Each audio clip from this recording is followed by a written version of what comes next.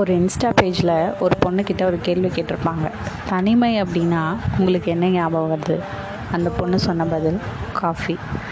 ஒரு டிவி நிகழ்ச்சியில் ஒரு பேச்சாளர் சொல்லியிருப்பாங்க, தனிமை அப்படிங்கிறது நமக்கு நாமே தயாரித்து கொள்கிற ஒரு கோப்பை தேநீர் தான்.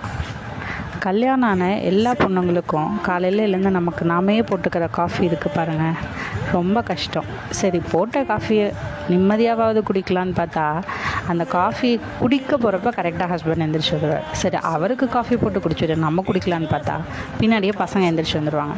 சரி, அவங்களுக்கு பாலாற்றி கொடுத்துட்டு நம்ம குடிக்கலான்னு பார்த்தா அந்த காஃபி ஆறியே போயிருக்கும். அதுக்கப்புறம் அது குடித்தா என்ன, குடிக்கலைன்னா என்ன, வேறு என்ன பண்ணுறது?